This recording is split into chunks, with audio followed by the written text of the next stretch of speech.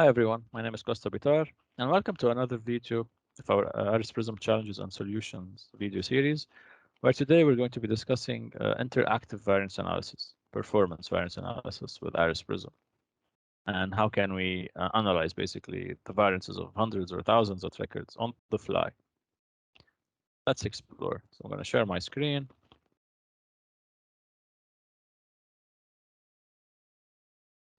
So one of the challenges that controllers face at the end of every period is to simplify the performance variance analysis process, right? You're going to have hundreds or thousands of records in a project potentially, or multiple projects really. You have so much data going on, so a lot of cost variances, schedule variances, CPIs, SPIs, whether it's this period or to date, or previous period or at completion. Different potential thresholds there. So, and this data can all be classified from different different perspectives. You may want to look at it from a different perspective, whether it's by project or by phase or discipline or area, or any other metadata that you have, project manager, whatever it is. And every stakeholder in your organization could have a different understanding of what is an alarm or what is a warning. Is it a CPI between 0.95 and 1 that is an alarm? Or that is a warning, or is it between 0.97 and 1? Different stakeholders have different understandings. Anything below 0.9 is an alarm.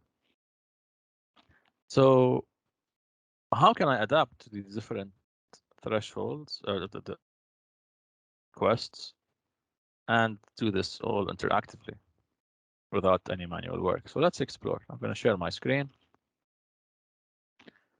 We're going to go to costs, variance analysis, and we're going to create a new specification or a new instance of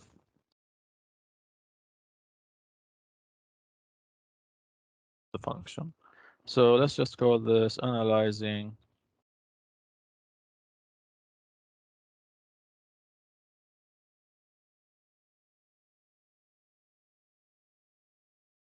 So for one of the first challenges met already in this dropdown is this gives you the flexibility to decide at what level do you want to analyze your variances. Anything that you've already defined, whether it's the WBS or CBS or OBS, or any of the defined metadata.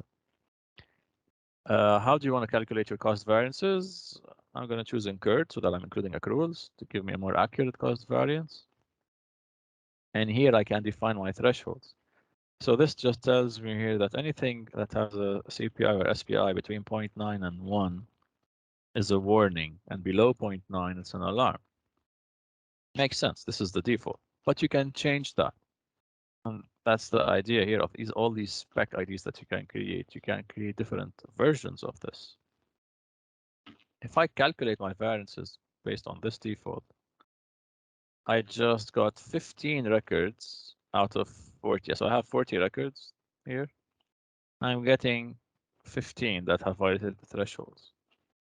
This is one of the primary benefits now, is that in this screen, I don't have to review 40 records or 100. This is the concept of management by exception, which is one of the fundamentals of earned value.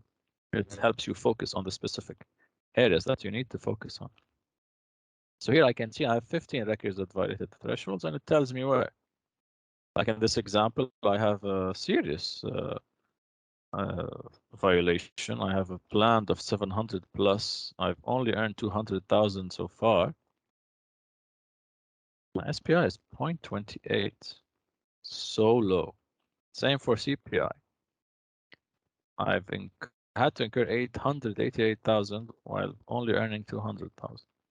Right, so there's again a serious negative CPI or low CPI, and so on. There's different thresholds, different violations. Let's try to change the threshold a bit. So if I consider anything as a warning, let's say it's between 0.95 and 0.9 to the 0.95 and 1. I just got a lower list. So in that particular threshold, smaller list, sorry. So this is interactive on the screen. You're able to analyze. Okay, let's change it a bit. I want to analyze my variances at an area level. We're going up. We're analyzing now 2 records at a time. Well, in this case, just 2. Overall, area 1, how is it performing? Tell me. Well, it's not so bad, as we've seen in those other records where the SPI is within 0.2, but still it's behind. So 4 million planned versus 3.3 million earned have 0.82 SPI. And then here the CPI is 0.91. Area 2, 0.72 CPI. So that's not doing too well. That's really behind area 2. The CPI is doing okay. So what if I just want to analyze then within area 2? And then I change my level. Take me down to the phase. What phases are in trouble within area 2? There we go. Design and initiation and planning. That's it. I mean, this is, so as you can see here, you can come up with different scenarios on the spot, and you can type in explanations. So if you want to print out a report with just those 2 records, it's a 1-pager. You're gonna write down your explanations and the causes of these variances and the impact and the action that we're gonna be taking. So some narrative to support the story. I could create another variance with other thresholds and at another level and keep going and so on and so forth. So if I do this now at the work package level with those same thresholds here, then I'm just analyzing the 3 packages that I have and the general package. If I want a fancier look, so I could be looking at my dashboards. So here I can see I have project A, I have some SPIs and CPIs and so on. I could drill down to a lower level. It can show me here if we expand the screen. I can see here some negatives.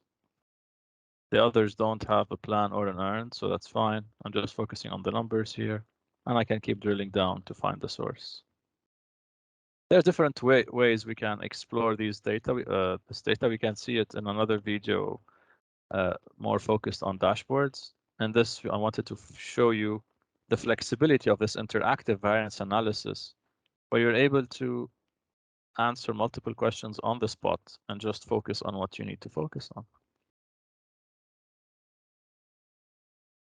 So basically, the solution here is that to face this challenge of processing this data, we have the variance analysis feature, giving you an interactive functionality that you're able to query the data in the system across thousands of records, define your thresholds, define what level you're navigating at, any level of the WBS or CBS or OVS or any of the groups, phase, project, sub-project, area. Calculate the variances on the fly, or periodic, or to date, or at completion, as you've seen. And you're able to comment. So narratives always add a lot of value, so you're able to comment and produce these 1-pager reports to help manage by exception. That was it. Essentially, well, one more point is that you're empowering managers to manage by exception, as we said, right? So rather than focusing or stretching resources to focus on every single record, then no, you know where to focus on, especially where the news is bad. And now that was it. So I hope you found this useful. If you have any questions, feel free to reach out. The website is on the screen, arisprism.com, and the email. So thank you for your time. Have a great day.